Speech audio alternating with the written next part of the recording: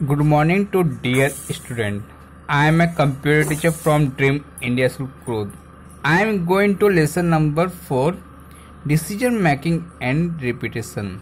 हमको कौन से स्टेटमेंट से मतलब कौन से स्टेटमेंट में डिसीजन लेना है, मतलब कौन से स्टेटमेंट सिंटैक्स डिसीजन लेना है, उसके बारे में हमको समझना है। Start match the following. हम लोग मैचिंग करेंगे, जोड़ेंगे कि कौन से किसका स्टेटमेंट सही है। If and if. स्टार्टिंग हम लोग इफ से होता है कोई भी प्रोग्राम को, और एंड होता है एंड इफ पे। पॉइंट नंबर 2 फोर का होता है हमेशा नेक्स्ट। फोर लूप से स्टार्टिंग होते हैं और नेक्स्ट के थ्रू हम लोग क्या करते हैं, जंपिंग करते हैं एक एक कंडीशन को चेक करने के लिए। पॉइंट नंबर 3 वाइल स्टार्ट होता है और एंड होता है वेंड पे। वाइल का स्टार्टिंग हम लोग कोई भी कंडीशन प्रोग्राम में यूज़ करते हैं और वेंड पे हम लोग उस प्रोग्राम को क्लोज करते हैं वाइल का कंडीशन को। Point number 4 as greater than equals to 18। Decision making statement, ये एक स्टेटमेंट है किसी भी प्रोग्राम का, उसको हम बोलते हैं decision making statement. Point number 5 step 2 से हमारा क्या होता है, लूप में यूज होता है जो इंक्रीमेंट के रूप में यूज किया जाता है। इंक्रीमेंट, कुछ भी हमको इंक्रीमेंट करना तो स्टेप 2 को यूज करते हैं। कंटिन्यू करते हैं फिल इन द ब्लैंक्स देखते हैं। Point number 1 new option is available under the menu. New नाम के ऑप्शन किस मेन्यू के अंदर होते हैं, this is called the file के अंदर हमेशा न्यू नाम के ऑप्शन होते हैं, वहां से हम लोग फाइल को क्रिएट करते हैं।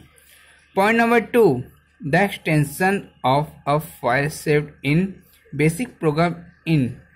जब भी मैं फाइल को सेव करता हूं तो उसका एक्सटेंशन किस प्रकार होता है, .bs। बेसिक का जब भी हम प्रोग्राम कोई भी फाइल को हम सेव करते हैं .bs नाम से एक्सटेंशन से सेव होता है। Point number 3 dash and dash are conditional statement. जब हम लोग इफ या एल्स इफ स्टेटमेंट यूज करते हैं तो मल्टीपल कंडीशनल स्टेटमेंट को चेक करने के लिए यूज करते हैं, this is conditional statement. Point number 4 do statement is always followed by statement. Do statement में साथ हमेशा कौन सा वाइल स्टेटमेंट यूज होता है। जब भी हम लोग कोई प्रोग्राम एग्जीक्यूट करता है, एग्जीक्यूट करने के लिए हम लोग वाइल स्टेटमेंट डू के साथ हमेशा इंसर्ट होता है, वर्क करता है। Point number 5 step keyword is used in statement. जब भी हम कोई भी इंक्रीमेंट करना, कोई स्टेप यूज करना, स्टेप को यूज करने के लिए हम फॉर लूप का यूज करते हैं, जिससे हमारा क्या होता है, वो कंडीशन को इंक्रीमेंट करता है, डिक्रीमेंट करने के लिए यूज किया जाता है। कंटिन्यू वन वर्ड सब्स्टिट्यूशन, हमको एक शब्द में आंसर देना है। Point number 1 a looping statement use when we known the number of repetition. जब भी हम कोई मल्टीपल कंडीशनल को यूज करना है और रिपीटेड होना है, उस कंडीशन को चेक करने तक हम लोग फॉर लूप का यूज करते हैं। एक स्टेटमेंट में कंडीशन फॉल्स हो जाने के बाद उसको मल्टीपल यूज करने के लिए हम लोग फॉर लूप का यूज करते हैं। Point number 2 statement executed when the if condition is true.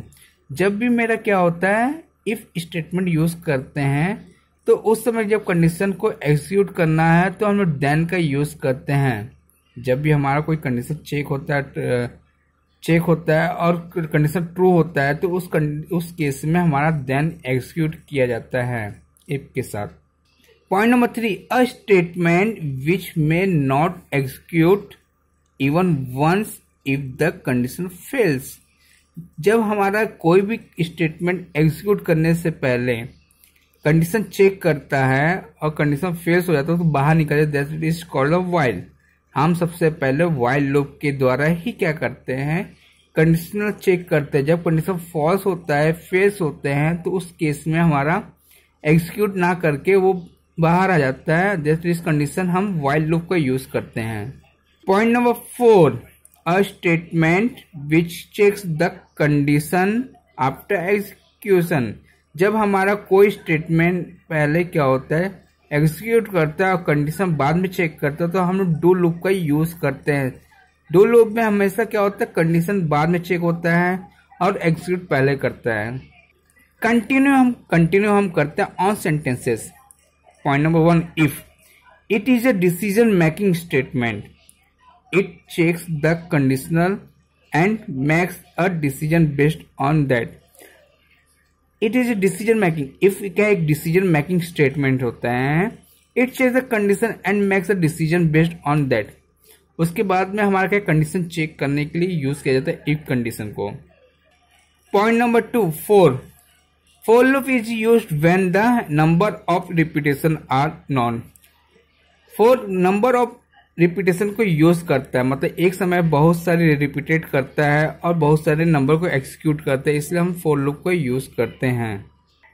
Point number 3, while loop is used when the number of repetition are unknown. while loop को नंबर ऑफ रिपीटेशन यूज किया जाता है और वो unknown मतलब कोई भी नंबर को यूज बिना मतलब अननोन नंबर पे यूज होते हैं. Point number 4, do loop execute the program first and then check the condition. do loop execute करते हैं प्रोग्राम को first and then check the condition, उसके बाद कंडीशन को चेक करते हैं. Thank you, have a nice day.